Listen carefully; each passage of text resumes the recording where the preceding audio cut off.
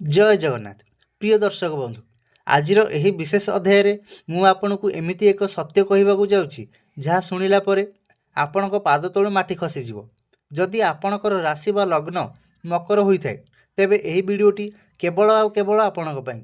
आज पर्यंत आपण दिन राति एक करी बहुत कठिन परिश्रम करुछंती, निजर रक्त झाड़ू एक कर देउछंती, किंतु जेतेबेले सफलता पाइबार समय आसुछि ठीक शेष मुहूर्त कामटी बिगड़ी जाउछि। किछि ना किछि बाधा एमिति आसी छिड़ा हो जाउछि जेपरि किए जानी शुणी आपणक रास्ता को अटकाई देउछि। केबे भाबिसंती एमिति काहेकि हेउछि? आपणक सफलता को प्रकृति किए अटकाउछि? किए सेही व्यक्ति जी आपणकर छाई भली आपणक पछरे लागि रहिछि आ आपणकु आगुकु बढ़िबाकू देउ नाही। सबुठारु आश्चर्यर कथा कोन जानिछंती? एही शत्रु केही बाहर लोक नुहंती, एमाने आपणक आखपाखे अछंती, आपणक सह हसुछंती आ आपणक पिठी पछरे छुरी मारुछंती। तेणु आजिर एही वीडियो को प्रथम शेष पर्यंत निश्चय देखंतु, कारण आज मु सेही मुखा पिंधा लोकंकर मुखा खोलिबाकू जाउछि एवं मकर राशि लोक मानकर सेही गुप्त दुर्बलता विषय कहिबी जहाँ सेमानकर सबुठारु बड़ शत्रु साजिछि एवं एथिरु किपरि मुकुलिबे तार महाप्रतिकार मध्य मु आज आपनकु जणाइबी। तेबे आसंतु गोटी गोटी करी आलोचना करिबा। मकर राशि स्वामी होउछंती न्यायाधीश शनिदेव आ शनिकर प्रभाव कारणरू आपण बहुत सचोट परिश्रमी एवं दायित्ववान होइथांती, किंतु आपणकर एही भल गुण ही अन्य मानक पई ईर्षार कारण पाल्टी जाए। तेबे दर्शक बंधु आसंतु एबे जानिबा सेही बाधक माने किए किए। प्रथम बाधक हेउछंती आपणकर सेही मिठा मिठा कथा कहउथिबा आत्मीय माने। आपण टिके लक्ष्य करंतु, आपणक परिवार रे किंबा बंधु महल रे एमिति किछि लोक अछंती जो माने आपणक आगरे आपणको बहुत प्रशंसा करिवे, तुमे तो बहुत भल, तुमे सब करि परिबो बोली कहिबे, किंतु जेतेबेले आपण कोनोसी नुआ काम आरंभ करंती सेमाने नकारात्मक कथा कही आपणको मनोबल को भांगी दियंती। ए काम तो द्वारा हेबनी, एथिरे तो बहुत रिस्क अछि, एमिति कही आपणको भितरे भय सृष्टि करंती। एमाने चाहंती नाही जे आपण सेमानठारु आगको बढ़ी जांतु। तेबे द्वितीय बाधक हेउछंती सेही व्यक्ति जो माने आपणकर साहाय्य नै बड़ होइछंती। मकर राशि लोक माने निजर कष्ट को भूली जाई अन्य को साहाय्य करबाकू धाई जांती। आपण काहाको पैसा देई साहाय्य करिथिबे, काहाको निजर समय देई तार काम मध्य कर देथिबे, किंतु समय आसिले सेही लोक माने ही आपण को अचिन्हा कर दियंती। एही लोक माने आपणक सफलता रास्ता रे सबुठारु बड़ प्रतिबंधक सृष्टि करंती, कारण सेमाने जानिछंती आपणकर दुर्बलता केउंठी अछि। दर्शक बंधु एबे आपणक मन रे प्रश्न आसुथिबो जे एमाने आपणक कोन पई क्षति चाहंती, काहेकि एमाने आपणक काम को अटकाउछंती। मकर राशि लोकंकर गुटी खास कथा हला आपण धीरे धीरे उन्नति करंती, किंतु आपणकर उन्नति बहुत मजबूत होइथाय। आपण जेतेबेले किछि हासिल करंती ताहा निज दम रे करंती। एही आत्मनिर्भरशीलता अन्य मानकु सह्य होई नाही। सेमाने भाबंती ए आम सह थिला, किंतु हठात एते उपरु केमिति गला। आपणकर उज्जवल भविष्यत को देखि सेमानकर आखि झलसी जाए। द्वितीय कारण हेउछि सेमाने आपणकर फायदा उठेबाकू चाहंती। आपण गोटे बड़ गछ सदृश अटंती जे निजे खरारे सिझी मध्य अन्य को छाई देइथाय। जदि आपण निज काम रे सफल होई जिवे तेबे आपण व्यस्त होई जिवे आ सेमानको समय देई परिबे नाही, सेमानकर स्वार्थ साधना हेई परिबो नाही। सेथिपई सेमाने जानि शुणी आपणकू एमिति किछि समस्या रे छंदी दियंती जेपरि आपण सेही जालरू बाहरी परिबे नाही एवं सबुबेले सेमानक पई उपलब्ध रहिबे। दर्शक बंधु छाई केबे भी निज आड़ू तैयारी हुए नाही, आलोक थिले ही छाई सृष्टि हुए। आपणक भितरे थिबा सेही सकारात्मक शक्ति आपणकर सेही दृढ़ इच्छा शक्ति ही आलोक अटे। एही गुप्त शत्रु माने जानिछंती जे एकुटिया छाड़ी देले आपण आकाश छुईबे, तेणु आपणक ऊर्जा को शोषण करिबा पई एमाने छाई भली लागि रहिछंती। आपण जेतेबेले खुशी थांती एमाने आसी निजर दुख कहानी सुनाइबे, जहा फଳରେ आपणक खुशी नष्ट होई जाइथाय।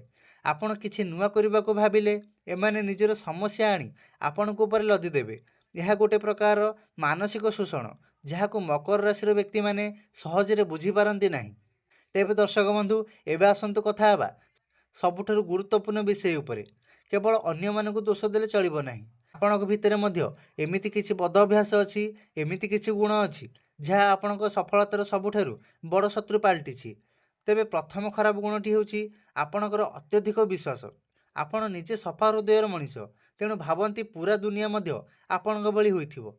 किए टिके कांदी देले किंबा दुई पद मिठा कथा कहीदेले आपण तरली जाती।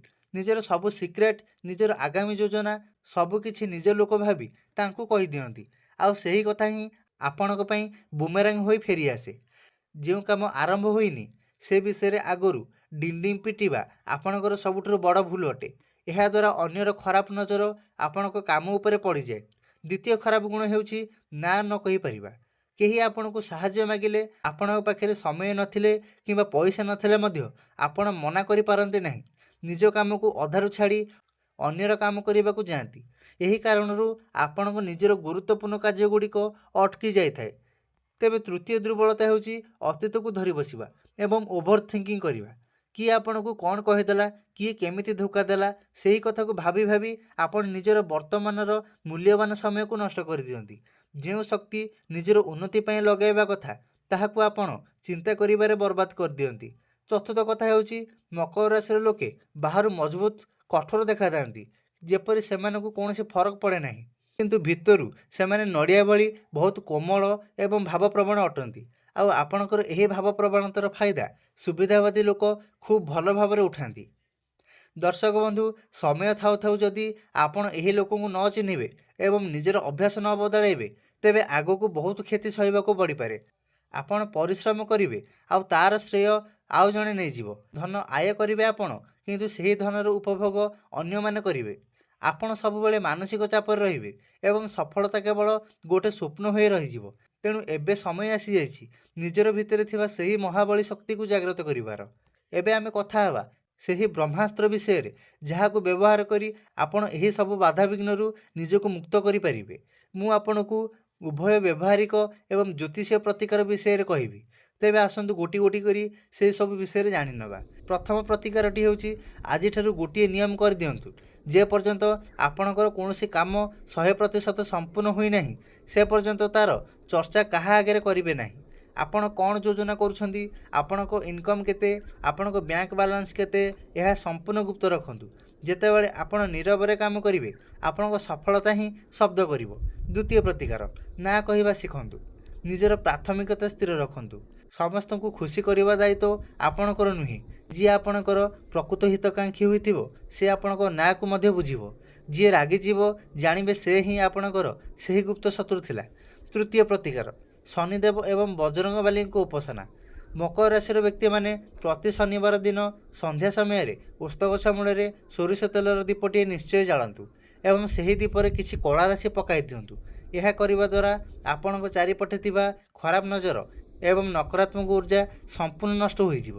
ଏହା ସହିତ ପ୍ରତିଦିନ ସକାଳେ କିମ୍ବା ସନ୍ଧ୍ୟାରେ ଥରେ ହନୁମାନ ଚାଳିଶା ନିଶ୍ଚୟ ପାଠ କରନ୍ତୁ। ହନୁମାନଙ୍କୁ ଉପାସନା ଦ୍ୱାରା ଆପଣଙ୍କ ଭିତରେ ଆତ୍ମବିଶ୍ୱାସ ବଢ଼ିବ ଏବଂ ଯେକୌଣସି ଗୁପ୍ତ ଶତ୍ରୁ ଥିଲେ ବି ସେମାନେ ଆପଣଙ୍କ କେଶାଗ୍ର ମଧ୍ୟ ବଙ୍କା କରିପାରିବେ ନାହିଁ। ଚତୁର୍ଥ ପ୍ରତିକାର ହେଉଛି ଶିବ ଆରାଧନା। ଆପଣ ଯେତେବେଳେ ବି ମାନସିକ ଚାପରେ ରହିବେ ଭଗବାନ ଶିବଙ୍କର ଶରଣ ନିଅନ୍ତୁ। ସୋମବାର ଦିନ ଶିବଲିଙ୍ଗ ଉପରେ କଞ୍ଚା କ୍ଷୀର ଏବଂ କଳା ରାଶି ଅର୍ପଣ କରନ୍ତୁ। ଏହା ଆପଣଙ୍କର ଅଟକି ରହିଥିବା କାର୍ଯ୍ୟକୁ ପୂରଣ କରିବାରେ ବହୁତ ସାହାଯ୍ୟ କରିବ। ଦର୍ଶକ ବନ୍ଧୁ, ମକର ରାଶିର ଲୋକେ ହାର ମାନିବା ଲୋକ ନୁହନ୍ତି। ଆପଣ ପାହାଡ଼ ଉପରେ ଚଢ଼ିପାରୁଥିବା ସେହି ମକର, ଯିଏ ଯେତେ ବାଧା ଆସିଲେ ବି ଉପରକୁ ହିଁ ଉଠେ। ଯେଉଁ ଲୋକମାନେ ଆପଣଙ୍କୁ ଅଟକାଇବାକୁ ଚେଷ୍ଟା କରୁଛନ୍ତି ସେମାନେ କେବଳ ରାସ୍ତାର ଛୋଟ ଛୋଟ ଗାଡ଼ି ମାତ୍ର। ନିଜର ଲକ୍ଷ୍ୟ ପ୍ରତି ସ୍ଥିର ରୁହନ୍ତୁ, କଥା କଥାରେ ପ୍ରଭାବିତ ହୁଅନ୍ତୁ ନାହିଁ। ଆପଣ ନିଜର କର୍ମପଥରେ ଆଗେଇ ଚାଲନ୍ତୁ। ଶନିଦେବ ଆପଣଙ୍କୁ ନିଶ୍ଚୟ ନ୍ୟାୟ ଦେବେ। ଯଦି ଆଜିର ଏହି ବିଶ୍ଳେଷଣ ଆପଣଙ୍କ ଜୀବନ ସହ ମେଳ ଖାଉଛି ଏବଂ ଆପଣଙ୍କୁ ଲାଗୁଛି ଯେ ଏହି କଥାଗୁଡ଼ିକ ସତ, ତେବେ ଭିଡ଼ିଓକୁ ଗୋଟିଏ ଲାଇକ୍ ନିଶ୍ଚୟ କରନ୍ତୁ। କମେଣ୍ଟ ବକ୍ସରେ ନିଶ୍ଚୟ ଲେଖନ୍ତୁ ଜୟ ଶନିଦେବ କିମ୍ବା ଜୟ ବଜରଙ୍ଗବାଲି, ଯାହାଦ୍ୱାରା ଆପଣଙ୍କ ମନରେ ଏକ ସକାରାତ୍ମକ ଭାବନା ଜାଗ୍ରତ ହେବ। ଯଦି ଆପଣ ପ୍ରଥମ ଥର ପାଇଁ ଆମ ଚ୍ୟାନେଲକୁ ଆସିଛନ୍ତି ତେବେ ସବସ୍କ୍ରାଇବ୍ କରି ବେଲ୍ ଆଇକନକୁ ଦବାଇ ଦିଅନ୍ତୁ, ଯାହାଫଳରେ ଏହିପରି ଗୁରୁତ୍ୱପୂର୍ଣ୍ଣ ରହସ୍ୟ ଏବଂ ସମାଧାନ ଆପଣଙ୍କ ପାଖରେ ସର୍ବପ୍ରଥମେ ପହଞ୍ଚିପାରିବ। ଆପଣଙ୍କର ସମୟ ମୂଲ୍ୟବାନ ଅଟେ। ଏହାକୁ ଭୁଲ ଲୋକଙ୍କ ପଛରେ ନଷ୍ଟ ନକରି ନିଜର ଉନ୍ନତିରେ ଲଗାନ୍ତୁ। ଭଗବାନ ଆପଣଙ୍କର ମଙ୍ଗଳ କରନ୍ତୁ। ରହୁଛି, ଜୟ ଜଗନ୍ନାଥ।